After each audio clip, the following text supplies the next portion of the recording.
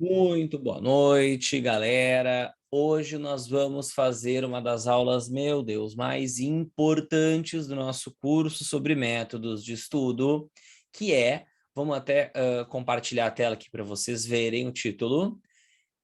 O título é Revisão, por que é essencial e como fazer. Então, galera, antes, vamos falar assim, o que é o padrão cursinho, com relação à revisão. O padrão cursinho, ele vem lá do padrão escola. Como é que é o padrão escola? A gente já falou isso várias vezes. Vocês têm lá o ano dividido em bimestres ou trimestres, e aí durante esse período vai ter as provas, que são as principais responsáveis pelas notas de vocês. Alguns profs fazem menos provas, outras mais, e a vida gira em torno de fazer pouco esforço durante as aulas, fazer um grande esforço perto da prova, fazer a prova, e uma vez que fez a prova e foi bem, constata-se que o aluno aprendeu. E a verdade é que depois de um tempo, ele esquece a maioria das coisas que aprendeu na prova. E que, na verdade, não aprendeu, porque o que a gente verdadeiramente aprende, a gente não esquece. Andar de bicicleta, a gente não esquece. Por que a gente esqueceu tanta coisa de história, geografia, português, física, química da escola? Porque só esse momento de ter uma aula em que o aluno assim assistiu sem muita atividade, sabe? Os temas mecânicos, depois estudar para a prova enlouquecidamente, para depois fazer no dia seguinte, depois ver nunca mais, a própria rotina escolar nos informa. Não é um bom método para a gente aprender no longo prazo. Mas aí a gente entra no cursinho e a maioria dos cursinhos não nos avisa que para a gente reter no longo prazo tem que fazer diferente. E qual que é o padrão cursinho de funcionamento? Você assistiu às aulas do dia, você estuda depois as aulas do dia, ou faz os exercícios da aula da semana. Aí na outra semana vem novas aulas, novos estudos, novos exercícios referentes àquela aula. Novas aulas, novos estudos, novos exercícios referentes àquela aula. E aí, meu amigo, aquele conteúdo que tu viu lá em março, tu chegou em junho e tu não viu ele de novo, sabe? Aquele conteúdo que tu viu lá em abril, chegou lá em agosto, setembro, tu ainda não viu ele de novo. E aí vai acontecer o que acontece na escola, tu vai esquecer. Então, se vocês não forem avisados que tem que fazer alguma coisa diferente com relação a isso, vocês vão fazer a única coisa que vocês sabem fazer, que é o que vocês sempre fizeram, que é seguir o lance da escola, seguir o padrão, estudei a aula, fiz os exercícios, faz de conta que eu aprendi, mas na verdade tu começou a aprender, tu não consolidou aquele aprendizado, e se tu aprendeu, mas depois não visitou de novo esses neurônios, aos pouquinhos tu vai esquecendo, aos pouquinhos tu vai esquecendo, e aí quando chega lá na hora do revisão, meu Deus do céu, o aluno no revisão é muito produtivo, aprendi mais na revisão do que no ano inteiro, sabe? Pô, tá errado isso, né?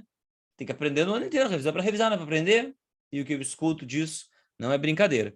Ok? Então aqui a gente tem que fazer diferente. Aqui a gente tem que sair desse esquema. E até agora, no nosso curso de métodos de estudo, a gente não tocou nesse assunto, né? A gente aprendeu até agora como o cérebro aprende. Depois a gente aprendeu as técnicas de estudo que ajudam melhor a transferência da memória para o longo prazo. Depois a gente aprendeu como estudar uma aula passada, no caso. E se o cara parar o curso aqui, ele acha que é só estudar a aula ali e beleza. E agora é só estudar ativo uma vez ali e vai dar certo. E não vai dar certo. Vai dar muito errado. E aí no ano que vem ele vai estar batendo na porta de outro cursinho ou do mesmo cursinho, independente se ele gostou ou não do cursinho que ele fazia. Então vamos lá. Por que é essencial revisar? No cursinho e como fazer isso? Porque tem muitas maneiras certas e muitas maneiras mais ou menos certas e muitas maneiras mais certas de fazer. Então, galera, a curva de esquecimento, ela tá aí para te dizer que você precisa rever os conteúdos de tempos em tempos. Olha só, 31 dias depois de ver o conteúdo uma vez, só vai sobrar 20% daquela decoreba de palavras que o Ebbinghaus fazia. Aí vem esse gráfico aqui, que te alerta, é preciso revisar. E aí, horas depois, vamos dar o zoom aqui para a gente ver melhor, horas depois uma vez, e aí a curvinha de conhecimento sobe, mas depois ela cai de novo. Então, um dia depois, tu estuda de novo, e a curvinha de conhecimento cai, e aí tu estuda uma semana depois e ela sobe. Então, tu tem que ir sempre revendo para que tu não esqueça. E é legal, é verdade, tem razão. Tá? Não precisa ser exatamente com esses períodos aí, mas tem que ir revendo.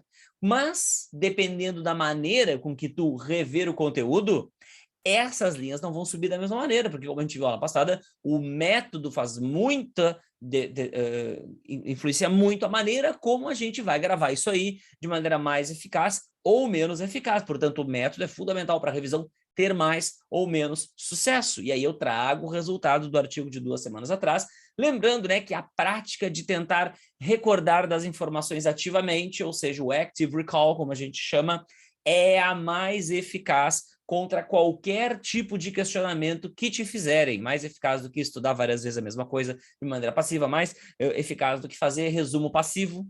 Então, você tem que saber fazer isso aí. E tem uma outra coisa sobre revisão, que é o que explica, diga-se de passagem, por que a gente precisa revisar ao longo do ano, que é essa parada aqui, ó, o efeito do espaçamento. Então, vamos aprender sobre o que é esse efeito do espaçamento nos estudos. Vamos imaginar que você resolveu aprender a tocar violão. E aí você entrou lá num vídeo do YouTube que explica as coisas, vou olhar isso aí. E aí tu assistiu o vídeo e tu adorou, sabe? Aí tu já pode ter a opção, né? Assista o vídeo já com o violão na mão, ou assista o vídeo anotando tudo, depois vou pegar o violão. Lá passada a gente viu que já assistiu o vídeo com o violão, é muito melhor. E aí imagina que duas pessoas escolheram 2 regimes diferentes para treinar violão na semana entre uma aula e a próxima. Um, que é esse aqui de cima, ele estudou meia hora todos os dias por 6 dias. E o outro, no dia seguinte ou no mesmo dia, treinou 3 horas seguidas. O de cima é o espaçado. O de baixo, ele fala, é massed, sabe? É agregado, é o estudo aglomerado, é a prática intensiva, um intensivão de uma vez só. Uma semana depois, adivinha, quem será que vai lembrar de mais coisas? Tenta imaginar aí. Imaginou certo? Quem imaginou o que estuda meia hora todo dia? Chega a ser intuitivo, né? Eu tenho certeza que vocês acertaram isso aí. E tem uma explicação lógica para isso aí, né, galera? Pô, quando tu vai lá 3 horas seguidas praticando a mesma coisa, o que acaba acontecendo? Chega uma hora que fica mecânico. Tu fica repetindo várias vezes a mesma coisa. E aí tu fez uma vez o circuito neural novo, os circuitos neurais novos. Mas quando... E aí uma semana depois, tu não treinou. Então tu não lembra mais direito como é que chega naqueles circuitos neurais. Por outro lado, quando tu faz todos os dias um pouquinho, o que acontece? Hoje tu fez um pouquinho, aí tu ativou aquele circuito neural, sabe? Aí depois, quando tu parou, consolidou a memória. Aí no outro dia, tu tenta tocar de novo, recupera essa memória. E quando tu recupera essa memória, tu aprende coisas novas. Tu toca de outro jeito. Ah, aprendi que dá para fazer isso aqui. Então tu modifica aquela memória, tu melhora ela, tu faz uma reconsolidação. E aí tu para. E aí essa reconsolidação vai para a cuca de novo, o modo difuso, não fazer nada, deixa o cérebro trabalhar. No outro dia, tu ativa de novo esse negócio. Tu toca violão de novo, aí tu aprende um outro jeito de fazer. Então tu faz uma nova reconsolidação, tu melhora a rede neural, tu incrementa essa rede neural.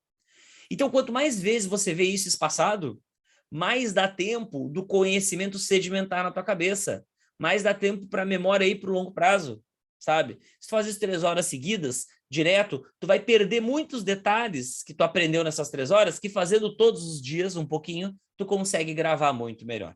Esse é o princípio da prática espaçada. Mas esse é só um exemplo de internet, procurei essas figuras no Google. Eu quero mostrar para vocês um exemplo de verdade, de um artigo científico, de cientistas que estudaram esse negócio. Então, olha só. Estudantes aprenderam permutação, lá da matemática, testes matemáticos, e resolveram testes, né, em diferentes tempos, sabe? Testes aqui são exercícios. Então, olha só. Temos 3 grupos aqui. Vamos dar o zoom para a gente ver melhor. Os spacers, que são os que, na primeira semana após terem estudado, fizeram 2 problemas de permutação. Aí, uma semana depois, eles voltaram para o laboratório e fizeram mais 2 problemas de permutação. E na terceira semana, eles fizeram uma prova. Os masters, que é quem faz prática intensiva, esses caras fizeram os mesmos 2 problemas que os que estudaram espaçadamente fizeram em 2 semanas seguidas. Os masters, que aglutinaram, que aglomeraram, fizeram os 4 problemas numa tacada só. E na semana seguinte já fizeram uma prova. E o que é os light masters? Que seriam os que fizeram o intensivinho e não o intensivão. Eles resolveram 2 problemas de permutação, que os demais também responderam, e na semana seguinte só fizeram o teste. Então esse aqui, 2 problemas, semana seguinte 2 problemas, e aí a prova. Esse aqui, 4 problemas matemáticos, semana que vem a prova, esse aqui 2 problemas matemáticos, e aí a prova. Quem será que foi melhor na prova? Olha que chocante. Tem 2 dados para mostrar aqui, que é evidente. Primeiro, quem espaçou o estudo? 74%, gente, de performance na prova final. Foi 50% melhor do que quem aglutinou, seja mais ou menos, Masters ou Light Masters. Ou seja, espaçar o estudo em diferentes sessões aumenta a retenção. Esse estudo simplesinho mostra isso. E antes de continuar, tem um outro detalhe que eu quero mostrar para vocês, que eu acho que é muito importante de perceber. Vocês perceberam que a diferença entre quem fez 4 exercícios e 2 exercícios, os Masters e os Light Masters, foi praticamente nula?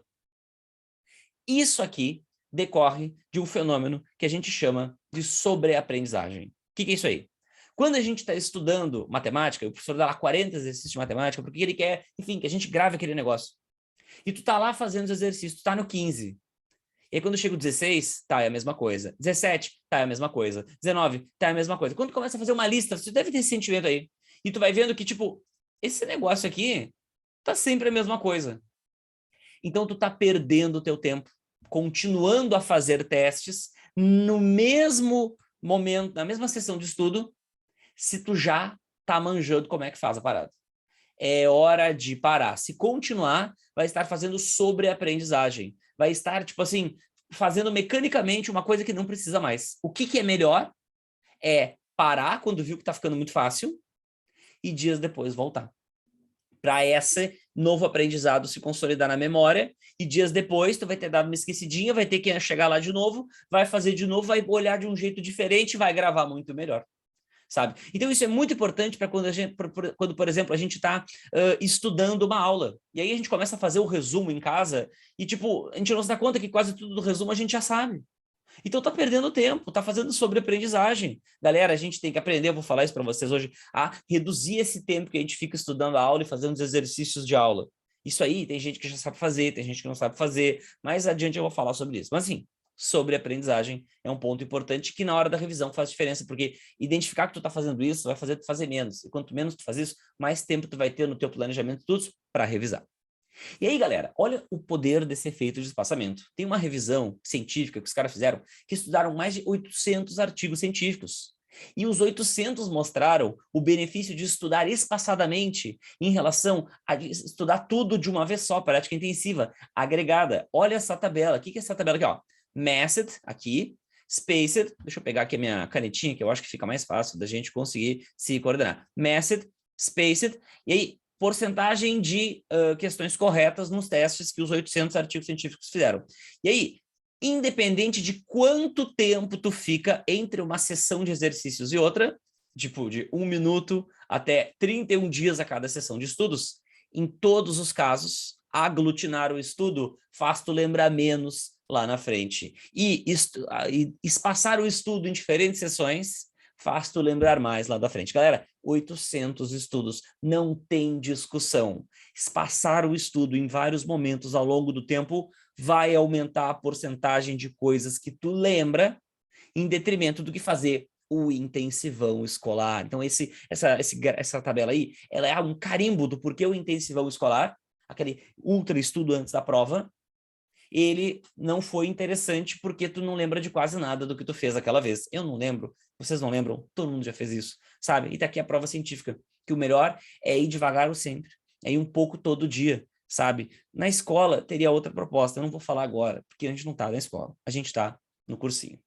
Portanto, gurizadinha, esse é o efeito espaçamento. Mas tem uma outra coisa, antes de ir para as minhas sugestões de como vocês devem revisar, que vocês devem considerar na hora de organizar as revisões de vocês, que é um outro efeito. É o efeito de intercalar. Agora é um pouco diferente de espaçar, e essa diferença é difícil de sacar. Qual que é a diferença? Por exemplo, do prática intercalada, que é diferente da espaçada, por estudo por bloco. Por exemplo, na nossa aula de respiração aeróbia, que aqui no nosso curso de biologia foi na semana passada, como é que eu poderia ter dado a aula, como é que eu poderia colocar os exercícios para vocês? Eu poderia fazer assim, ó, os 10 primeiros de glicólise, que é a primeira fase da respiração, os outros 10 de ciclo de Krebs e os outros 10 de respiração aeróbia. Eu poderia fazer isso na lista de exercícios. Eu poderia dar assim a aula, sabe? Mas eu poderia fazer a lista de exercícios de outro jeito. O primeiro de glicólise, olha ali que interessante. O segundo de cadeia respiratória. O terceiro de Krebs. O quarto de cadeia respiratória. Ou seja, completamente misturado. Tu nunca saberia qual questão vai vir a seguir. Aliás, as minhas listas de exercício esse ano estão todas assim, porque eu aprendi isso aí. Então, intercalar, galera, é o quê? Sabe? Intercalar é tu estudar no mesmo, por exemplo, momento de fazer exercícios, diferentes assuntos, de uma maneira misturada e imprevisível, sabe? E aí, o que vocês acham? Será que estudar por bloco, bonitinho, fazer uma lista de exercícios, 10 de glicólise, 10 de Krebs, 10 de cadeia respiratória, vai ser menos ou mais proveitoso do que fazer 30 exercícios, onde tu vai misturar as 3 fases completamente, o aluno nunca sabe o que vai vir primeiro. Vocês já devem ter visto que as listas de exercícios desse ano, elas estão assim. E aquele mesmo artigo dos testes de matemática, ele fez o seguinte, ele organizou os participantes em 2 grupos. Os mixers, que são os que misturam diferentes tipos de exercícios, e os blockers, que fazem apenas um mesmo tipo de exercício. Então, como é que foi o desenho desse artigo aí, ó, desse estudo? Então, na primeira semana, os mixers fizeram exercícios de 2 diferentes tipos de permutação, 2 maneiras diferentes de cobrar. E na semana 2 também fizeram exercícios de 2 maneiras diferentes de cobrar. Já os blockers fizeram uma maneira de cobrar na semana 1, a mesma maneira de cobrar na semana 2. E aí, o que aconteceu? Depois eles foram participar de uma prova. E aí, olha que interessante, durante os testes, quem era mixer ia pior. E eu não sei se vocês já perceberam, mas todas as novas técnicas de estudo, elas que são mais ativas e que elas têm uma maior eficiência, elas têm uma característica. No curto prazo, elas não vão tão bem quanto as clássicas. Mas no médio e no longo prazo, elas vão muito melhor que as clássicas. As novas, as ativas, no curto prazo, elas dão uma angústia, elas dão uma sensação que tu tá aprendendo menos. Mas no longo prazo, elas se mostram como as mais eficazes. Então, estudar ativo, cara, é aprender a sofrer. No início, tu tem que aprender a sofrer. Porque vai parecer, é aquele caminho mais difícil. Vai parecer que tu tá pegando o caminho errado. Mas depois que tu começa a fazer os simulados, os exercícios, e tu vê que o negócio está funcionando muito mais do que já funcionou em outros tempos, aí tu não larga mais. Aí tu fica unstoppable, como mostra a música. Agora, na hora da prova final, olha que chocante. Os estudantes que misturaram os assuntos, eles foram 200% melhor do que aqueles que estudaram em blocos sem misturar as coisas. Eu vou repetir. Quem estudou nesse estudo coisas diferentes, misturadas nas sessões de estudo, foi 200% melhor do que quem estudou tudo de uma coisinha para depois tudo de uma coisinha para depois tudo de uma coisinha. E esse artigo critica os livros de matemática, que tem o capítulo tal, aí uma cacetada de exercícios só sobre aquilo. Aí o capítulo tal, uma cacetada de exercícios só sobre aquilo. E nenhuma estratégia de tipo, vamos começar ali do início para o meio do curso, misturar em listas de exercícios de diferentes matérias. Por que isso é tão bom? Porque isso é intercalar os diferentes conteúdos, sabe? E isso aí tem se visto também que é incrível para aumentar a retenção de conteúdos, ok? Portanto, galera, como vai ser a revisão mais eficiente da vida de vocês? Então, tem revisões que são muito ruins, tem revisões que são médias, e tem revisões que têm características que vão fazer delas as melhores. E eu quero para vocês as melhores, as que vão ajudar vocês a se livrar o mais rápido possível do cursinho, consegue entender? Então, para uma revisão ser eficiente, você precisa primeiro de um método ativo. E aí a gente já mandou ver, né? Uma lista de perguntas que tu tem que responder sem olhar.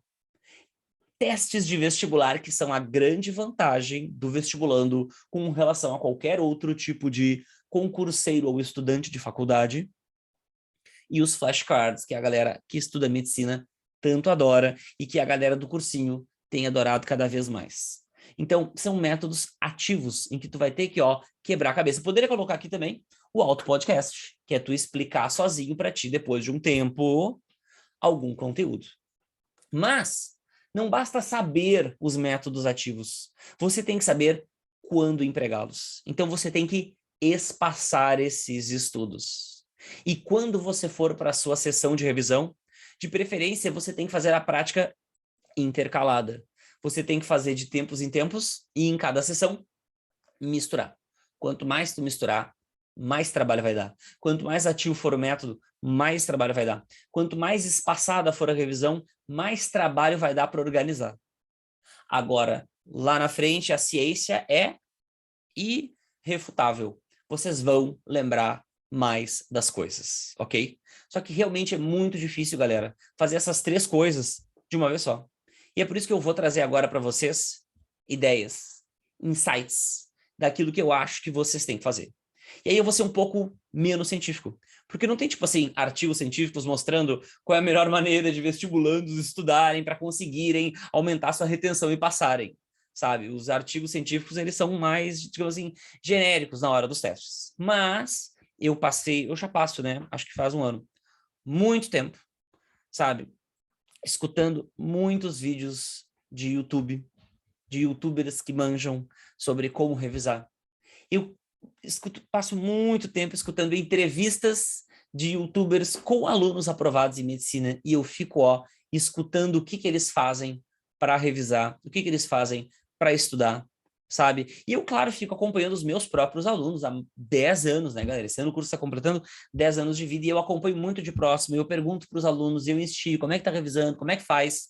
Então, a partir dessa minha experiência própria e desse meu, digamos assim, dessa minha pesquisa informal, catando, escutando muitos alunos que já passaram em medicina em todo o Brasil, e muitos youtubers e pessoas que são especialistas em métodos de estudo, e juntando com essa parte mais teórica que eu acabei de trazer para vocês, eu trago agora algumas propostas, algumas ideias de como você deve fazer a sua revisão, que deve começar, vou falar para vocês, por essa semana aí, tá? Se não começou ainda, tranquilo, mas essa semana é a época boa para começar a pensar nisso daí. Para você fazer a sua revisão da maneira mais adequada possível, é pré-requisito que você saiba em que nível eu estou em cada disciplina. Sabe? Lembra daquela aula passada, da analogia do quebra-cabeças e o quanto eu já montei? Aquilo lá foi uma analogia para cada aula, mas pode pensar, sabe, para cada matéria também, biologia, física, sabe, o quanto eu já consegui montar do quebra-cabeça da biologia, da física, da história.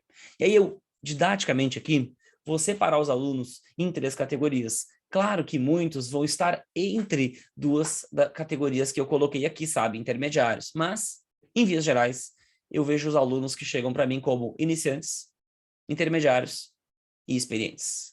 Como eu diferencio eles? Primeiro critério. O iniciante, ele é fraco na maioria das matérias. O intermediário, ele é fraco em algumas, médio em outras e bom em algumas. Então, ele varia muito. Geralmente o intermediário, ele já está melhor naquelas matérias que ele gosta mais e ele é ruim naquelas matérias que ele não gosta. Porque no primeiro ano de cursinho a gente tem uma tendência natural a estudar mais do que a gente gosta e deixar para debaixo do tapete aquilo que a gente não gosta. Porque o que a gente não gosta a gente não vai bem e aí a gente não tem vontade de já encarar os problemas no primeiro ano de cursinho muitas vezes. Ah, genética eu não entendi, bota para baixo do tapete. Cinemática eu não entendi, bota para baixo do tapete. E aí o cara fica ruim nessa. Experiente. O aluno experiente é o aluno que é bom em muitas e médio em outras. Ele sabe que ele tem lacunas, ele sabe que em algumas ele é médio, mas em outras ele é bom, ele acerta quase tudo. Um aluno experiente, ele tem 2 perfis, sabe? Até vale a pena comentar isso aí. Ou ele estudou muito no colégio. E no terceiro ano de cursinho, ele já fez, sabe? No terceiro ano de escola, ele fez cursinho. E aí, mas ele não conseguiu passar. Mas ele chega no primeiro ano de cursinho, cara, bem experiente, porque ele se puxou na escola, e porque ele se puxou no terceiro ano do cursinho, no terceiro ano da escola, fazendo cursinho, sabe? O outro perfil de aluno experiente é o aluno que, sim, chegou mais verdinho no cursinho, mas ele já está 3, 4 anos do cursinho. Então, ele amadureceu. O que o cara, do primeiro exemplo, fez durante a escola, esse que eu estou falando agora, ele fez durante o cursinho. E aí ele está no terceiro, 4 ano de cursinho, mas ele se equipara com esse aluno que está no primeiro ano de cursinho, mas se estudou muito na escola. Foi, digamos assim, CDF na escola. Então, essa é a galera experiente, sabe? Então, ele é bom em muitas, mas ele sabe que ele não é bom em tudo. Se ele fosse bom em tudo, ele não estava mais no cursinho. Ele é médio em outras. O aluno iniciante, se tu pergunta para ele, olha só, fala aí, quais são as matérias da biologia? Bah, ele nem sabe, lá tem célula, sei que tem botânica. Tá, mas quais são as matérias da botânica? Conta aí para mim. Não sabe dizer. sabe? Angiospermas, fala as coisas tudo errado. O intermediário, ele sabe listar alguns assuntos. Ah, botânica eu sei que tem que ver grupos vegetais, depois órgãos vegetais, depois fisiovegetal, mas aí ele esquece histologia vegetal. Então ele já consegue listar, mas ele falha. E, cara, o experiente, ele já te dá na ponta da língua todos os tópicos de cada matéria, de cada disciplina, porque ele já tem mais experiência com isso, então ele já pegou. E tem um outro critério que a gente pode utilizar. Tem mais de um critério para definir, até para tu te identificar. Ficou na média na URGS, lá no histograma? Iniciante, ou menos que a média. Fez um desvio padrão, conseguiu fazer 600 lá em história? Ah, intermediário. Experiente, fez 2 desvios padrões. Claro, tem regular em algumas matérias fazer a nota, gabaritar e fazer 2 desvios padrões, né? Mas por aí, entende? Por isso que esse critério não é único. Então, o que é muito importante você se dar em conta? Em biologia, sabe? Como é que eu sou? Iniciante, intermediário ou experiente? Em física, como é que eu sou? Ah, iniciante, intermediário. Experiente é difícil, né? Matemática, como é que eu sou? Português, como é que eu sou? Sabe? Então, em todas as matérias, tu tem que entender. Porque tem alunos que em algumas matérias estão mais top e em outras matérias estão mais bottom, estão mais lá para baixo, entende? Então, você tem que saber quais são as suas matérias fortes, quais são as suas matérias fracas, tá bem? Porque em cada uma delas, tu vai poder te colocar em uma dessas 3 categorias. E aí, a média dessas categorias vai te dizer em que nível tu tá. Ah, tu é muito ruim em 3, tu é médio em 13, tu é bom em 13, então tu é intermediário. Ah, tu já é bom em 5, mas é ruim em 5. Tu já é bom em 5, mas é médio em 5. Ah, então tu é experiente. Ninguém é bom em 5 e, tipo, muito ruim em uma. Não existe isso, sabe? Não vejo assim. Ah, eu sou, tipo, fraco em 6 matérias e estou médio em 4 matérias. Ah, eu sou iniciante ainda, sabe? E, claro, tem níveis intermediários entre o iniciante e o intermediário, entre o intermediário e o experiente. E tem uma outra coisa, quando tu vai pensar em como revisar, que tu tem que considerar além do teu status, tá? Que eu tinha deixado mais para trás, mas já vou colocar aqui. Tá, vou deixar para falar depois mesmo. Que é que matérias são peso para ti e que matérias não são peso para ti. Porque elas vão merecer uma intensidade de revisões, meu Deus, muito diferentes, ok? Então, agora eu vou trazer para vocês aqui ideias baseadas em métodos que eu já vi sendo aplicados por estudantes para organizar uma revisão. Primeira ideia, um banco de erros. O que é isso aí? Tu vai pegar uma planilha no Excel, tu vai fazer uma tabela, sabe? Eu tô até pensando em fazer um aí para mim, mas, sabe, dá trabalho, eu tô cheio de coisa para fazer, então me ajudem, me peçam para eu fazer uma planilha dessas, sabe? Que se muita gente me pedir, eu vou arranjar um tempo para fazer, senão, pá, tá difícil. Então, vamos pensar, como é que é isso aqui? Matéria, biologia, tu pode ter uma lista para cada disciplina. Data, desempenho, questões que errou. Então, eu fiz a lista de origem da vida em 20 de fevereiro. O meu desempenho foi 37 de 40. Eu errei só 3 questões. E as questões que eu errei foram essas. Aí, ao longo das semanas, tu vai preenchendo esse negócio. E aí, tu consegue ver, olha só que interessante, no teu desempenho, as que tu foi melhor e as que tu foi pior. Isso já vai te dando uma indicação daqueles conteúdos que tu precisa mais, daqueles que tu precisa menos, sempre lembrando que é importante a gente avaliar. Tá, mas isso aqui cai muito mesmo. Pô, meu moléculas foi que eu fui pior, sabe? Tipo, 30 de 40. Isso cai muito. Aí o professor vai chegar, sim, no Enem cai muito. Ah, tá, então tem que estudar, sabe? E aí, você tem que, para cada erro desses aí, você tem que procurar a justificativa para ter errado. E aí, na aula passada, eu expliquei para vocês os diferentes tipos de erros. Ah, errei por falta de atenção. Ah, errei porque faltou conteúdo. Errei porque faltou um detalhezinho no conteúdo. Errei porque nesse conteúdo estou boiando ainda. Sabe? Então, é muito importante, depois que vocês fazem os exercícios, vocês irem atrás de esclarecer todas as dúvidas de vocês. Essa é uma parte pré-requisito para passar. Todos os alunos que passam dizem que analisam cada erro e tentam descobrir, sabe, como é que cada um erra. E aí, depois que tu tem os teus erros catalogados, tu pode ter 2 opções a partir do teu banco de erros. Tu pode fazer flashcards do que tu errou ou refazer os exercícios que tu errou um mês depois. E eu vou detalhar cada uma dessas 2 propostas que nascem a partir do teu banco de erros. Primeiro, flashcard que errou. Tu vai usar, a minha sugestão é que tu não use folhinhas de papel, porque demora muito mais tempo. Tu vai usar o aplicativo Anki, que tem tanto para Android, quanto para iPhone, quanto para direto na internet, no navegador do do notebook, ou tu pode baixar a versão para notebook ou para PC e acessar. E aí o Anki é assim, ele cria baralhos de cartinhas de flashcards. Então eu sugiro que vocês criem lá no Anki um baralho intitulado Meus Erros. E aí vocês vão falar flashcards com as informações que faltaram para vocês acertarem aquela questão. O flashcard ele é muito bom com matérias mais teóricas, mas ele não é tão bom com matérias mais práticas como matemática, física, linguagens, sabe, interpretação, aí não é tão legal. Aí o que vocês vão fazer? Nessa primeira semana, tipo assim, na semana lá do dia, na primeira semana de aula, tipo assim, o total tu errou em 40 exercícios. Tu errou 30 exercícios.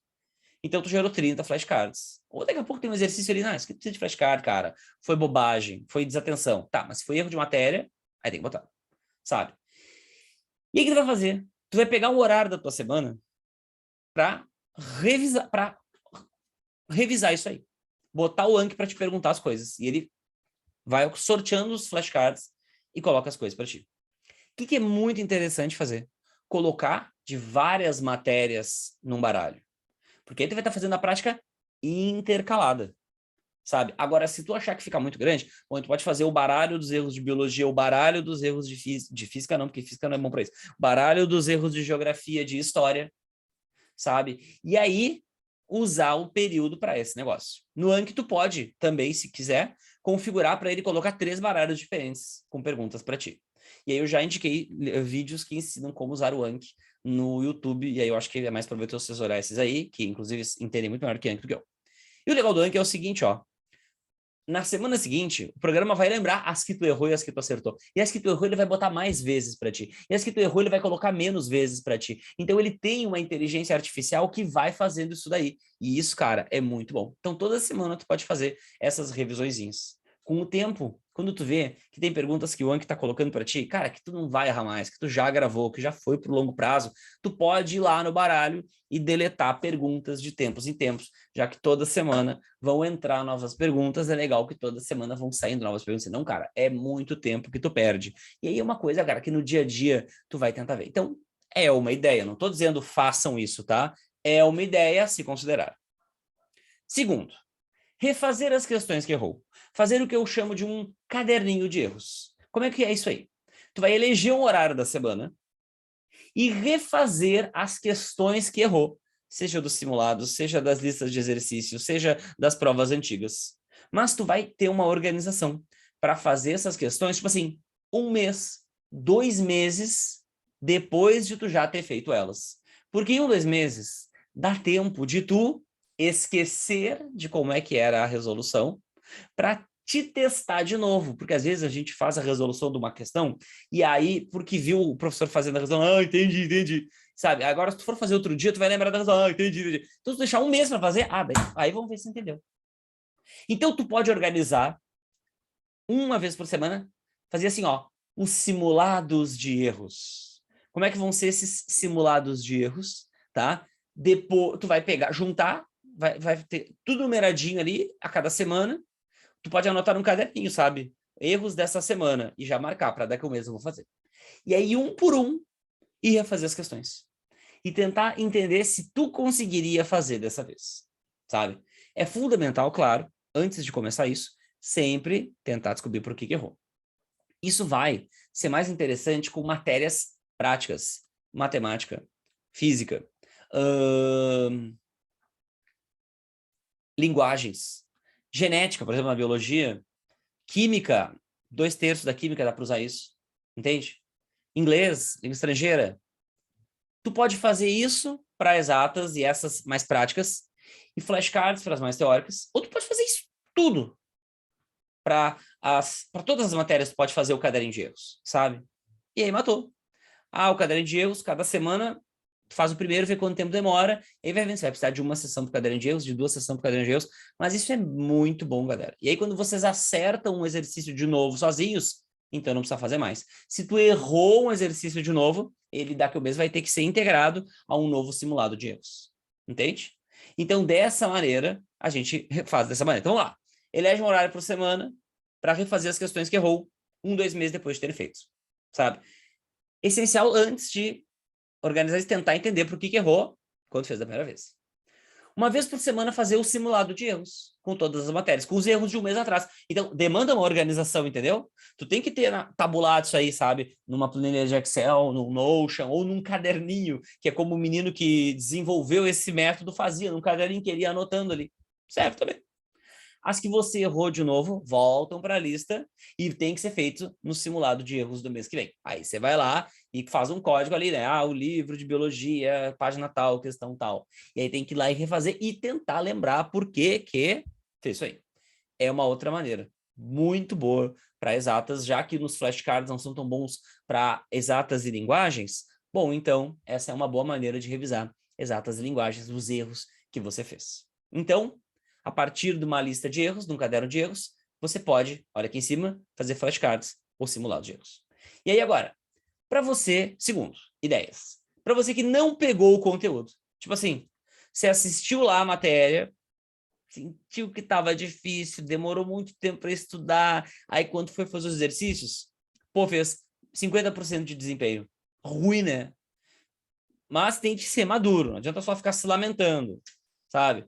É porque tu não estava pronto ainda para aprender esse conteúdo e aí não conseguiu ir bem, ou naquela semana tu não estava bem, tu recebeu uma notícia ruim que a tua mãe ia se operar, e aí naquele dia tu não estava legal, brigou com o namorado, N fatores podem fazer a gente não conseguir ter um bom desempenho numa aula. E quando a gente identifica que tem um fator psicológico atrapalhando a nossa maneira de aprender na aula ou de fazer os exercícios, aí a gente entende porque daqui a pouco o resultado foi ruim, ou daqui a pouco, cara, esse assunto é difícil para mim mesmo, então eu tenho que retomar. Então, se tem um assunto assim, que tu assistiu a aula e não rolou, e vai acontecer, sabe? Por exemplo, aqui biomoléculas foi pior, mas assim, 30 de 40 não é tão ruim. Vamos já na 20 de 40. Aí, o que você tem que fazer? Aí você vai ter que correr atrás de novo. Mas não precisa ir lá assistir a videoaula inteira de novo. Porque aqui no curso, isso é um recurso que eu sei, né? Pouquíssimos cursos em Porto Alegre oferecem, mas eu ofereço. Você pode pegar a videoaula de revisão de biomoléculas, sabe? Tá lá no nosso Classroom, para quem é aluno do curso, e assistir. Você pode pegar uma lista extra e a partir dos teus, inclusive a partir dos erros nos exercícios, você pode estudar de novo e depois pegar uma lista extra. É uma outra maneira, pode assistir a aula de revisão, pode apenas estudar aquilo que errou, que vai ser um monte de coisa, e fazer a lista extra, que é mais uma maneira de tu estudar. Ou tu pode, se estiver fazendo o método de simulado de erros, sabe? Integra essas questões que tu errou no simulado de erros da lista principal, sabe? Então, é uma outra opção, ok? Então, para você que foi mal numa matéria, é importante olhar de novo. Vai ficar para trás se não olhar. E eu sei que vocês estão ficando ansiosos. Eu ficaria ansioso se eu estivesse assistindo essa aula. Meu Deus, como é que eu vou conseguir fazer tudo isso? Mas presta atenção, tu não vai conseguir fazer isso. Tu não vai fazer tudo isso. Tu vai olhar o leque de opções que eu te dou e a partir daí tu vai escolher, sabe? Tu vai fazer algumas dessas coisas, aquelas que tu ficar mais simpático. E aí tu vai testar, se der certo, que bom, se der errado, tu troca. Então essa aula é para dar ideias. Não vamos achar que é para fazer tudo isso aqui que não dá, não tem como fazer tudo isso aqui. Terceiro, simulados do curso que vocês estão. Qual é a grande vantagem de fazer os simulados do curso que vocês estão? Primeiro, revisa a matéria que já passou, mas não vai ter questões de matérias que ainda não vieram. Ah, isso aí é muito bom, entendeu? É muito bom, porque daí tu não fica fazendo lá questões de coisas que não tem como tu acertar, porque tu nunca estudou aquilo direito. Simulado do curso é revisão ativa, porque tu tem que fazer sem consulta. É revisão espaçada, porque matérias que tu viu um mês atrás, mês e pouco atrás, tu vai ter que relembrar ali. E aí estudar para o simulado do curso é muito bom, porque estudar para o simulado do curso é mais uma maneira de ver.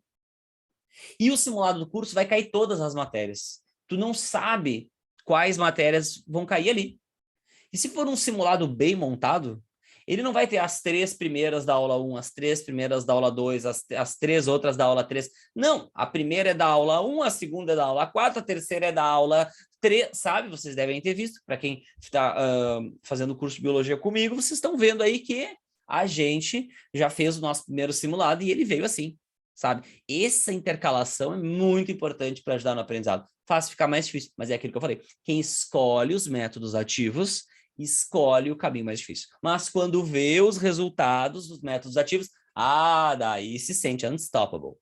Terceiro, os simulados do curso são mais uma maneira de te indicar lacunas que tu tem no conteúdo, coisas que tu achava que estava bom e estava ruim. E até um comentário assim, por exemplo, esse simulado, por exemplo, particularmente, que a gente fez semana passada, o que eu percebi assim? Questões que os alunos erraram. Questões de habilidades, tipo o Enem. O cara sabe a matéria, mas ali ele estava pedindo uma habilidade que não rolou. 2, questões que traziam algum detalhezinho de coisas que eu não falei em aula, porque eu detesto fazer simulado só com coisa que eu falei em aula, porque daí, cara, fica muito fácil. Eu tento, assim, ser um outro Sanabria quando eu faço simulados, sabe? Porque no dia da prova ela vai ser diferente. E daqui a pouco pode cair uma coisa que vocês não sabiam. E alguém vai reclamar, mas o Sanabria não falou em aula e tal. Tá, mas se tu fez o simulado e tu errou, eu não sabia isso. Resolveu. Não esquece mais. Isso é uma outra coisa que o simulado tem, que eu até não coloquei ali, que vale a pena mencionar. Gente, o simulado ele tem um poder de adicionar coisas para a memória de longo prazo muito grande, sabe por quê? Porque ele envolve emoção. Na nossa primeira aula eu falei que uma das 3 coisas que ajudam a gente a mandar as coisas para a memória de longo prazo é a emoção. E a segunda é, inclusive, o espaçamento, né? Que a gente acabou de ver. Então, ele tem uma emoção porque é o simulado, cara, é diferente, é um evento. Tudo que tu erra no simulado, tu fica pé da vida porque tu errou. Traumatiza, traz uma emoção. E aí tu não esquece mais. Coisa que tu erra em simulado, tu não esquece mais. Por isso tem que fazer simulado, sabe? É muito vantagem para memória, para memorização. E mede a temperatura do aprendizado. Testa para ver como é que tu tá. Só que assim, né, galera? Esse aí é o último, né? A gente tem que não enxergar esse mede a temperatura do aprendizado como o último benefício, porque esse é o último benefício, sabe? A temperatura do aprendizado, cara, tu já sabe no dia a dia. Se tu tá estudando direitinho, tu já sabe. As listas de exercícios já estão te dando a temperatura do aprendizado. E tu já te virou para recuperar quando a temperatura do aprendizado tá baixa. Então ele te mede ali, num momento, como é que tu tá, sabe? Mas não é o mais importante. O mais importante é os ganhos que eles vão te dar para tu lembrar daquilo no futuro. E o que tem de aluno que não faz simulado porque tem medo do resultado, e ao ter medo do resultado, desperdiça essa incrível oportunidade de aumentar o número de coisas que manda para a memória de longo prazo lembrar no futuro, sabe? É essa cultura da prova rotuladora que semanalmente com os meus alunos eu tento desconstruir, e é muito difícil, porque quando uma coisa é muito cultural, é difícil desconstruir, e é por isso que eu vou encher o saco de vocês muitas vezes, porque eu não quero ver vocês no cursinho o ano que vem, nem no meu, nem em nenhum. Eu quero ver vocês na faculdade. Então, vocês têm que escutar essas coisas que a gente fala, porque é baseado no que a gente estuda e baseado no que a gente vê dos alunos no dia a dia. E as famosas 4, outra ideia, provas antigas. E aí, qual é o benefício lá de fazer uma prova do Enem? Tu revisa a matéria que já passou, porque ela vai estar ali. Mas vai ter muitos conteúdos que tu ainda não viu esse ano. O que não quer dizer que tu é incapaz de fazer, porque são conteúdos que talvez com o que tu aprendeu na escola, tu já pode acertar. São conteúdos que com o que tu aprendeu em outros anos de cursinho, tu já pode acertar. Entende? Então, ter conteúdos que ainda não vieram, olha, pode ou não ser ruim, dependendo da quantidade de conteúdos que caírem, que tu ainda é fraco. É um estudo ativo, né, galera? Porque tu tem que te forçar a acertar. É um estudo espaçado, porque tu vai ver matérias que tu não vê há meses. Então, não é para testar. É mais uma maneira de tu aprender. É mais uma maneira de, lembra ali do exemplo do violão? Voltar aquilo para a cabeça e tu enxergar aquilo de uma outra maneira. Vai aperfeiçoar os teus aprendizados ao fazer simulado. Então, simular é para aprender. Simular não é para medir como é que tu tá. Sabe? Indica as lacunas do conteúdo e, claramente, a temperatura do aprendizado, mas esse não é o fator primordial. O único, sabe, a única prova que realmente tem que medir é o Enem, é o vestibular que tu quer fazer. Esse aí sim vai medir. Até lá, tamo na luta, brother. Tu não tem que fazer um simulado para provar que tu é bom para ti mesmo. Tu tem que fazer o simulado para aprender, para te aperfeiçoar. É o que aquela pesquisadora do famoso livro Mindset, que tá, sabe, nas vitrines de tudo que é livraria e nos topos do Mindset e tal. É os dois Mindsets, cara. É o Mindset do cara que, tipo, tá o tempo todo querendo se provar porque ele, sabe, tem medo de ser ruim, e do cara que já admite que tem muito a melhorar e ele tá fazendo as coisas para ficar cada vez melhor. Para se aperfeiçoar. É o prazer de se aperfeiçoar e não o prazer de verificar que é bom. Então vocês têm que se apaixonar pelo prazer de se aperfeiçoar e largar esse prazer de fiz 14, uau, tô grandão, vou pedir sushi. Entendeu? Não, né? E aí, tem um ponto muito importante. Na hora de fazer, porque são todas ideias, como eu falei para vocês, e vocês não vão fazer todas elas. Sabe? Algumas vão fazer mais, outras vão fazer menos. Isso depende de 2 coisas. Primeiro, que matérias são peso. Por exemplo, hoje, de uma maneira geral, para quem quer medicina, a maioria dos alunos que assistem essa aula são de medicina. O que é peso? Natureza, porque a maioria dos vestibulares tradicionais, sabe, dão peso para a natureza, física, química e biologia. Na URGS é química e biologia, porque física não entra, mas, por exemplo, na PUC do Rio Grande do Sul, né, física já pesa mais. Nas paulistas, a segunda fase de algumas paulistas não são mais de todas as matérias, sabe? Na Unicamp, a segunda fase é só natureza e matemática, se não me falha a memória, posso estar errado, sabe? Então, as segundas fases de muitos não são de todas, são só de algumas. Matemática por causa do Enem. Gente, no Enem, matemática tem um peso grande. É matemática que pode ser uma nota que vai fazer 900, 950. Ninguém vai fazer 900 em natureza praticamente no Enem. Então, cada questão de matemática pesa mais do que cada questão de natureza no Enem. Então, por causa do Enem, matemática é peso. Assim como redação, pelo mesmo motivo. Sabe? E na URGS, por exemplo, redação é muito peso, porque em português a URGS é peso 3. Português é outra, que é muito peso. Sabe? Na URGS é peso, em vários vestibulares é peso. FUVEST na segunda fase por peso. Então, galera, essas são as peso. Essas são as que tu mais tem que te dedicar para revisões, porque essas são as que mais vão te dar pontos. Já humanas, literatura e linguagens, claro que elas vão te ajudar. Óbvio que é importante estudar, não dá para ir mal nessas, mas arrasar nessas não vai fazer tanta diferença como arrasar nas pesos, entende? Então, na hora que tu tiver apertado, não posso fazer tudo. Tô com matéria atrasada, algumas coisas eu vou ter que escolher não fazer. Quem tu sempre vai escolher não fazer, quem vai te dar menos ponto no final. E eu já tô adiantando o tema da última aula, né? Que é como fazer um cronograma de estudos. E como lidar, por exemplo, com os atrasos, sabe? E aí é escolher, cara. Essa aula de história, cara, tomara que não caia na prova, né? Porque se cair não vai dar tempo de eu estudar. Mas as que são peso, a gente tem que estar em cima. E língua estrangeira fica bem no meio da balança, porque na URGS, por exemplo, é peso. Mas, por exemplo, no Enem, infelizmente, é inexpressivo. São 5 questões que quase todo mundo consegue acertar. Então, você tem que considerar, na hora de escolher o que vai revisar, os pesos. E sempre priorizar, revisar os pesos. Não estou dizendo que não é para revisar as outras. Mas se não der para abraçar o mundo, você vai priorizar as que são pesos. Essa é a minha sugestão. E isso é o que os alunos que passam fazem.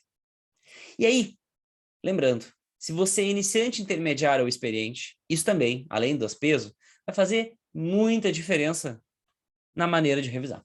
Então, o aluno que é iniciante, eu escrevi aqui, ó, ele tem menos tempo para revisar. Por que ele tem menos tempo para revisar? Porque ele perde um tempão, na verdade, ganha um tempão, estudando a matéria de cada aula, fazendo os exercícios de cada aula. Por quê? Porque ele é fraco nessas matérias. Ele demora mais, entendeu? Para estudar, para pegar, para fazer os exercícios, sabe? Mas ele deve, no seu primeiro semestre, além de ir tentando estudar e aprender, tentar dar um jeito, galera, de acelerar esse processo de estudar a aula e fazer os exercícios da aula. O que acelera? A aula passada foi uma aula disso.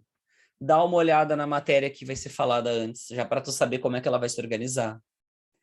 Estudar a aula já consciente das tuas lacunas. Estudar uma aula assim, ó, ativa. A aula é o horário de aprender, galera. Se dedicar para aprender e tentar já o que der para estudar junto, já vai. Sabe? Estuda o que tu já sabe na aula, aprende o que tu ainda não sabe na aula. Para, nos primeiros dias ali, dia da aula, aqueles dias depois, tentar já começar a fazer os exercícios na primeira sessão de estudos. No dia da aula, já tentar fazer os exercícios, gente, método ativo. Para, na segunda sessão de estudos, tentar fazer o resto e tentar corrigir. Porque às vezes não dá tempo de corrigir. E fazer uma correção gabarito, sabe? Pô, tu consegue fazer isso aí para as 9 matérias do vestibular? Sobra um tempão para revisar. Sobra um tempão para revisar, não tenho dúvida. Entende? Agora, se demorou mais do que isso aí, daí tá ruim. Então tem que orar. Mas eu entendo vocês não conseguirem iniciantes no primeiro semestre, porque quem é experiente aí já não conseguiu também. Mas tem um semestre para aprender a estudar com agilidade, para chegar no segundo semestre e ter mais tempo para investir em revisão, tá bem? Então, são as coisas que eu recomendo. O que eu acho que quem está começando deve investir? Primeiro, vai ter vários conteúdos que vocês vão fraquejar. Então, videoaulas de revisão. lista extras, pegar esses conteúdos, sabe, que vocês não deram conta na aula e dar um plus neles nos horários de revisão, sabe, que vocês vão reservar no horário de estudos de vocês. É importante. Simulados do curso, o aluno iniciante é o que mais tem medo de fazer os simulados do curso. Por quê? Porque ele ainda é dominado por medir a temperatura do aprendizado. Sabe? Ele ainda é dominado pela filosofia escolar de que a prova é para julgar se eu sou um bom estudante ou um mau estudante. Quando o grande objetivo do simulado é te ajudar a aprender. Sabe? Saia do mindset, eu tenho que ir bem. Vá para o mindset, eu preciso aprender e esse simulado vai me ajudar. Entende? É o caminho mais difícil, porque é ruim mal, dói mal, mas é o caminho que mais vai fazer tu ir bem lá na frente. O caminho das pedras é o caminho a seguir, sabe? Lá quando a gente lê a Bíblia, velho, o Jesus fala, tem uma passagem lá, porta estreita, tem várias portas enormes, a maioria vai. Porta estreita é a mais difícil, mas é a que leva lá para a salvação do cristão, entendeu? Aqui é a mesma coisa. Porta estreita é a porta que o vestibulando tem que pegar. É a que mais dá trabalho, é a que mais dói, mas é a que mais faz tu chegar na salvação, que é a aprovação. Nunca tinha feito essa analogia, gostei. E no segundo semestre, agosto, setembro, o aluno tem que fazer provas antigas. Porque lá no segundo semestre não tem mais a desculpa que, não vi todas as matérias. Cara, tu já viu 60%, 70% das matérias. Tu já viu 60%, 70% das matérias, tu já tem que começar a fazer provas antigas. Especialmente do Enem, para te habituar à maneira como o Enem pergunta, porque é muito diferente. Agora, é muito ruim tu querer fazer uma prova de matemática do Enem, sei lá, em junho, entende? E aí vai ter várias que tu não vai saber. Mas, se um cursinho fizer um simulado para vocês, Enem, que cai toda a matéria em junho, acho legal fazer. Acho legal fazer. Porque tem várias que tu consegue acertar no Civiration, e fazer simulado é treinar Civiration. O que é Civiration? Até não falei. Civiration é assim, ó. Tu chegou na questão, não sei do que tá falando. Mas se eu usar raciocínio lógico, se eu pensar, se eu olhar, opa, dá para acertar. E aí no raciocínio lógico tu acerta. Mesmo sem entender nada daquilo. Tem muitas questões que a gente consegue acertar no Civiration e fazer provas é uma maneira de treinar. Ninguém treina Civiration fazendo listinha de exercício. Porque Civiration, cara, é chato de fazer. Dá trabalho de fazer. Só vai usar Civiration em simulado e prova antiga. É ali que tu treina Civiration. Então, o segundo semestre, provas antigas. E aí o banco de erros, cara, pro aluno que tá começando, talvez fique difícil. Porque ele vai errar muito. E aí vai ficar impossível revisar tanta coisa que ele tá errando. Sabe? Aí vai ter que esperar, tu vai ter que confiar na revisão espaçada dos simulados, que já vai ser muito boa, viu? Mas é a tua circunstância, não adianta. Mas eu já queria ser bom. Mas não é, né? Não é, não fez um colégio legal e agora estamos aí. Então, vamos lá. Quanto mais se lamentar, mais vai demorar para passar. Quanto mais aceitar e começar a enfrentar as dificuldades, mais perto está a aprovação. Se você é intermediário, algumas aulas, agora mudei, né? Intermediários, você vai ter facilidade. Outras mais ou menos, e outras dificuldades. Mas na média, o aluno intermediário, ele demora menos tempo estudando as aulas do que o aluno iniciante. Então ele tem mais tempo para organizar um banco de erros. Aí já dá para organizar um banco de erros, sabe? E aí o banco de erros tem que ser o primordial do aluno que é intermediário. Eventualmente ele vai fazer tem que se reassistir uma aula daquele assunto que no primeiro ano ele não entendeu nada de eletromagnetismo, quer saber, dane-se essa matéria, vai pro inferno. Isso aqui é a pior matéria para aprender no vestibular, eletromagnetismo, de todas as matérias. Entende? Porque física é a matéria que a maioria dos vestibulantes reclama como é mais difícil mesmo. Mas aí chegou o segundo ano e tu sabe que cai eletromagnetismo. Então, tu vai ter que pegar. E aí, se na primeira aula não rolou, tu vai ter que insistir. Pô, tem que insistir, sabe? Tem que tentar. Desde que seja um peso 3, né? Será que física é peso 3 para ti? Se não for, e daqui a pouco só cai uma questãozinha no Enem, e na matéria prova é uma matéria difícil. Será que vale a pena? Não, agora, para a maioria de vocês, está sobrando tempo, mas vai chegar uma hora que vai apertar. E a gente vai ter que saber escolher. E a aula de cronograma de estudos, de plano de estudos, é uma aula que a gente vai aprender a escolher. Sabe? E aí, simulados do curso, o aluno intermediário já pode começar a fazer provas antigas, daqui a pouco, provas antigas de matérias que ele já manja mais, ele já pode começar a fazer logo. Provas antigas de matérias que ele manja menos, ele vai ter que esperar um pouco mais. Então, tudo depende de onde tu está em cada matéria. Daí é tão importante tu saber se tu é iniciante, intermediário ou avançado em cada matéria, para delimitar a tua estratégia, para delimitar o que tu vai fazer com o teu tempo, além de ficar estudando aula e fazendo questão de semanal de cada prova. Não pode fazer só isso aí. Só isso aí é como eu comecei a aula, que todo mundo faz. Vai voltar para o cursinho ano que vem. E o experiente? O experiente, cara, é assim. Ele chega em casa e ele já vai fazer os exercícios. Entende? E, eventualmente, ele vai ter que dar uma estudada antes de fazer os exercícios daquela matéria que ele é mais ou menos. Ele já aprendeu que, mesmo se ele for mediano numa aula, o melhor é já começar com os exercícios, com alguma prática ativa. E nos erros, ele vai estudar aquilo que está faltando. Sabe? O experiente faz isso. Ele faz exercícios no primeiro dia. E no segundo dia de estudos, ele vai estudar aquelas coisas que ele errou. Se ele já não começar a fazer isso no primeiro dia. Então vai sobrar tempo para ele. E aí ele vai ter muito tempo para revisar. E você que é experiente, meu irmão, quando é que tem que começar provas antigas? Hoje. Simulados do curso. Tem que fazer todos. Banco de erros. Tem que fazer, tu tem tempo para organizar. Entende? E aí os simulados e as tuas provas antigas vão alimentar muito o teu banco de erros, já que os exercícios semanais não vão alimentar tanto na medida que tu está acertando mais. Então as aulas servem como revisão para esse cara. Entende? Serve mais como revisão. E ele vai focar nas provas antigas. Esse sim. E elas são o teu amiguinho, e quase todo mundo que está quase passando e não passa, e aí no outro ano passa, o que esse aluno foca? Ele foca menos em aula, ele foca mais em provas antigas. Ele, inclusive, vou falar um negócio aqui, tem matérias que ele não assiste a aula. Matérias peso 1, várias, ele não assiste. Ele escolhe não assistir e ele vai direto para os exercícios. Por quê? Porque ele dá conta de estudar sozinho aquilo ali. E ele não precisa ser tão perfeito naquelas matérias, porque elas são peso 1 para ele. E eles fazem isso, galera. Porque eu conheço eles. Muitos já foram meus alunos. Tá bem? Então, resumindo essa aula de como revisar, eu só propus método ativo. Eu não estou falando aqui, galera, de, eu vou revisar a matéria, vou dar uma lidinha, vou grifar, vou fazer um resumo novo. Pô, isso aí, 2 aulas atrás, eu já, sabe, tô colocando isso aí na lápide. Não, né? Quase sempre tu tem que revisar com exercícios, sabe? E eu vou falar um negócio para vocês. Tem gente que revisa mais focado em flashcard. Tem gente que revisa mais focado em questões. Galera, eu acho, sinceramente, e os youtubers que eu vejo concordam, que a gente tem que revisar mais focado em questões do que em flashcards. Tem gente que vai me atirar pedra. Tudo bem. Discordar é a beleza da vida. Mas o flashcard, ele demanda uma organização, sabe? Tu tem que ir lá e montar o flashcard. E vira uma rede muito complexa de flashcards. Quando chega um ponto, é demais. Sabe?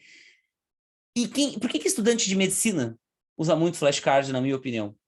Porque eles não têm um banco de provas antigas disponível para eles. Se eles tivessem, eles iam usar menos flashcards. Vocês, cara, têm milhares de questões de vestibulares antigos do Brasil inteiro. Quando você está fazendo questão de vestibular, você está fazendo um estudo tão ativo quanto de um flashcard. Entende? Com um benefício que eu nem cheguei a falar, que é uma outra coisa que a galera da ciência fala. O flashcard, ele te dá um feedback imediato. Tu errou, tu já pode olhar a resposta. O exercício de vestibular, tu tem que terminar a lista para ver se tu acertou. Não é assim tão imediato. Esse feedback, ser não imediato, é outra coisa que te ajuda na memorização. O bom mesmo seria tu fazer uma lista de exercícios num dia e só olhar o gabarito no outro. Mas eu sei que isso é muito difícil de fazer. Mas daqui a pouco fazer uma lista de exercícios num dia e só ir atrás dos erros em outro dia. Se passar isso aí, sabe? Porque daí, você sabe, né? Se passou, melhor. Então, os testes de vestibular, eles vão cobrar mais do que cai. Os testes de vestibular, eles já vão revisar para ti, porque o que cai mais é o que vai estar nos testes de vestibular, é o que vai estar nas provas antigas, é o que vai estar nos simulados, é o que vai estar nas listas de revisão, né? Já vai estar tudo lá. Olha que maravilha. Prontinho. Só lá fazer. Desde que o teu professor organize isso bem. E aí, cara, é o que o meu curso esse ano tá mudando. Meu Deus, eu estou mudando toda a minha ordem de exercícios, está dando maior trabalho e o cuidado que eu tenho que ter para não sair os gabaritos errados, mas porque eu estou organizando todos os meus exercícios de 2022 para que eles ajudem vocês, eles apareçam de uma maneira que ajudem vocês a memorizar, baseado nessas coisas que eu tenho estudado, tá bem? Então, galera, eu espero que vocês se preocupem muito com revisão, que vocês façam revisão, que vocês tomem consciência de que nível vocês estão em cada matéria, para pegar a estratégia certa. Não tem como usar todas as estratégias. Quem é iniciante vai fazer provas antigas do segundo semestre? Vai, mas vai fazer menos, sabe? Vai apanhar mais no simulado e vai ter que ficar focando mais, sabe, em remover lacunas. Se der, faz o caderno de erros ou faz a lista de flashcards de erros, sabe? Receber uma lista de uma prova antiga, uma lista de exercícios com coisas que a gente já viu, economiza tempo, tu não precisa lá ficar montando flashcard, coisa. Por isso que para mim o flashcard ele é bom pros erros, sabe? Mas eu não acho ele bom para ficar lá, tipo, cada aula tem que ter 40 flashcards para tu revisar, sabe? É demais, entende? Para mim, fazer exercícios é muito mais eficaz do que ficar revisando com flashcard, entende? Mas aí tu tem que ter uma lista. E aí eu vou contar só para vocês a última coisa, sabe? Grande novidade do curso, a partir do livro 2, a cada semana vocês terão, no próprio livro 2, listas de revisão. Cada uma com 10 exercícios, cobrando matérias do livro 1, de maneira completamente bagunçada. É como se fossem vários simulados do livro 1, que vocês vão fazer um por semana. E aí, qual é a vantagem de fazer essas listas de revisão? Não vai cair nessas listas de revisão matéria que vocês viram anteriormente. Então, eu já vou ajudar vocês, nessas listas de revisão, a fazer a revisão. Tá pronto, vocês vão fazer a revisão espaçada, intercalada e ativa, se vocês fizerem uma lista de revisão de 10 exercícios por semana. Olha que demais. E aí, no meio do livro 2, já vai começar as listas de revisão a ter exercícios do livro 1 e do livro 2, viu? E no livro 3 vai ter listas de revisão englobando os livros 2 e 1. E no livro 4 vai ter listas de revisão englobando os livros 2 e 3. E eu espero que vire religião do meu aluno fazer uma lista de revisão de 10 questões, entendeu? Por semana. Porque essas listas, elas vão estar ajudando vocês a revisar o tempo todo da maneira que funciona. Ativa, espaçada e intercalada. Legal, né? Pô, se todos os professores que vocês tivessem, cara, fizessem isso aí, já pensou, tu ia decolar, tu ia, meu Deus do céu, sabe, tu ia embora do módulo em 2000, do módulo, do cursinho que tu tá, em 2022, que os meus alunos são do módulo, né, e partiu faculdade, é a ciência, tá aí, é só fazer, eu não tenho a menor dúvida, e eu tô muito empolgado com isso, e eu tô, sabe, torcendo para chegar lá em dezembro, cara, e ver os resultados de vocês arrasando nesse negócio, porque tem tudo para dar certo, pô, é o que dá certo para todo mundo. Por que vai dar certo errado pro meu aluno? É só ele ir lá e fazer. Mas para conseguir fazer isso, tem uma última coisa que precisa, que se chama organização. O aluno tem que ter um mínimo de organização, senão o bagulho não flui. E a nossa última aula de métodos de estudos vai ser para isso. Vai ser para pegar esse monte de coisa que a gente viu nas 4 primeiras aulas. Cara, tô muito empolgado com isso. É muito legal isso, né? E pegar esses conteúdos e fazer uma proposta de plano de estudos. Eu não gosto de horário de estudo, porque horário parece que tem hora marcada, e a pior coisa que pode ter para o estudo é hora marcada. É, sabe, convite para ansiedade, convite para dar errado.